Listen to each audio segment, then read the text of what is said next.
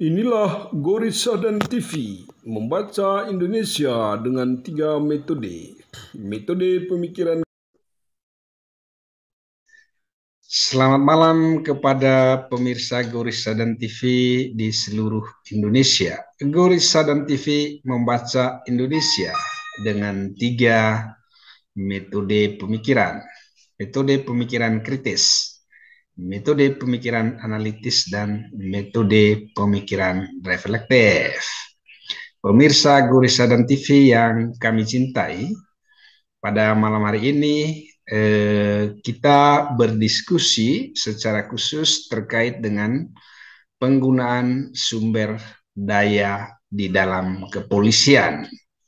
Nah, sebagaimana Bapak Ibu ketahui bahwa kepolisian itu merupakan lembaga milik publik, lembaga milik negara ya. Dan dalam kasus Verdi Sambo yang melakukan penembakan terhadap Brigadir Yosua, kita melihat bahwa ada sebuah fenomena yang menarik di sana yang selama ini fenomena ini jarang diangkat ke tengah publik ya, menjadi isu yang bisa dibahas oleh berbagai media, baik media lokal maupun juga media nasional ya, terutama oleh televisi ya, yaitu tentang penyimpangan penggunaan sumber daya di dalam kepolisian ya.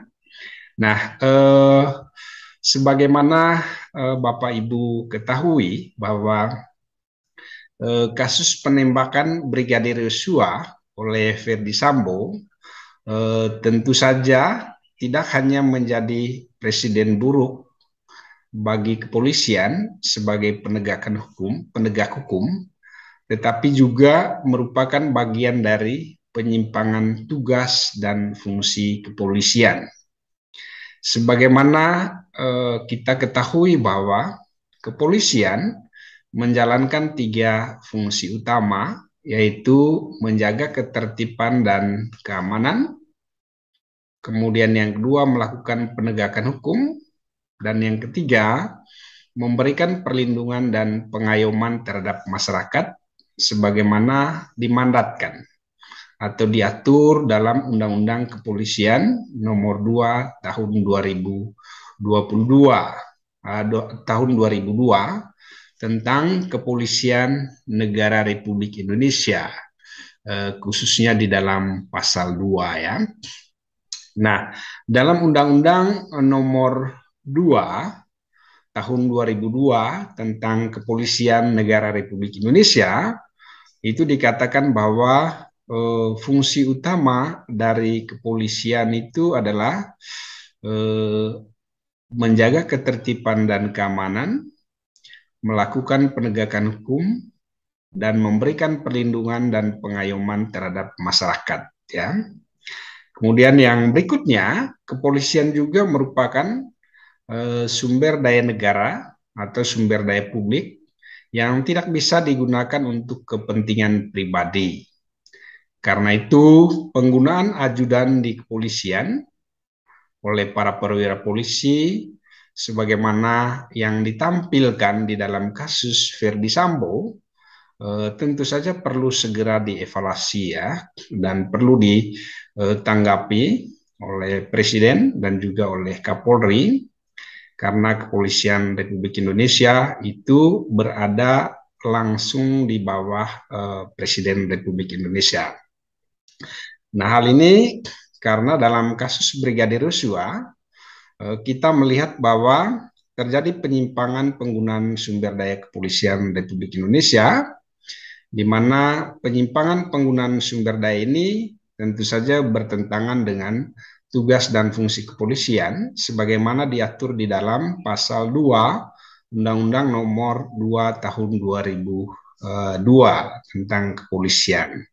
Nah, penyimpangan itu pertama, ajudan digunakan untuk melayani kepentingan istri perwira polisi dan keluarganya, seperti mengantarkan makanan, menyetrika pakaian, dan sebagainya sebagaimana nampak dari tugas dan fungsi yang dijalankan oleh Brigadir Yosua dan juga Brada E dan teman-temannya.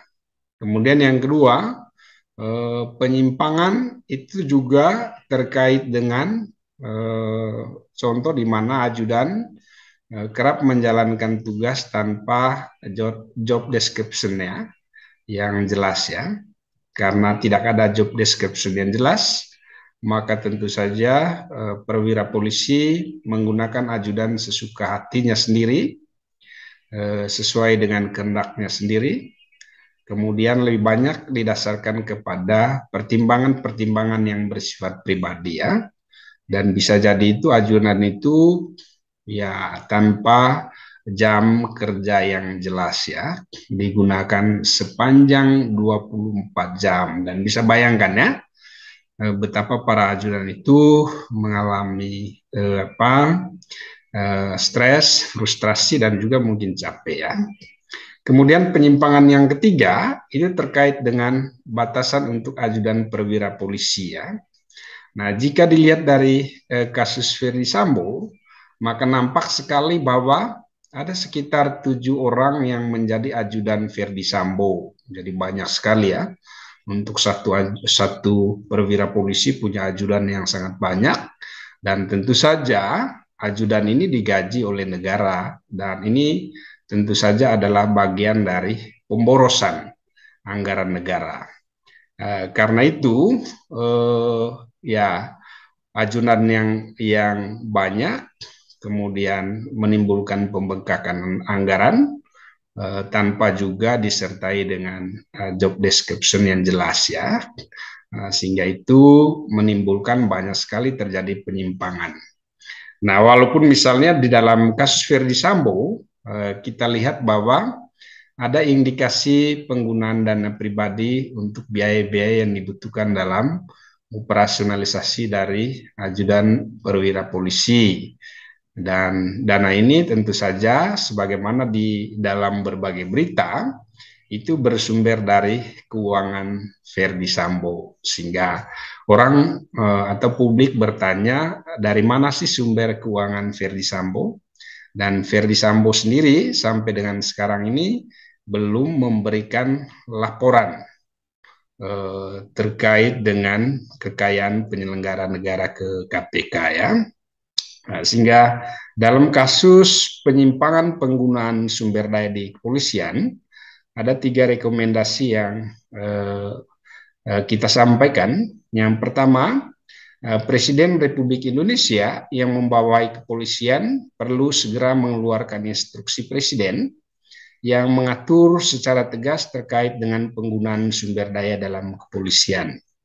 Jangan sampai terjadi lagi kasus di mana ajudan perwira polisi bekerja menyimpang dari tugas dan fungsinya sebagaimana diatur dalam Undang-Undang Nomor 2 Tahun 2002 tentang Kepolisian RI. Misalnya mengurus urusan rumah tangga ya, menyapu, menyetrika, dan lain-lain sebagainya.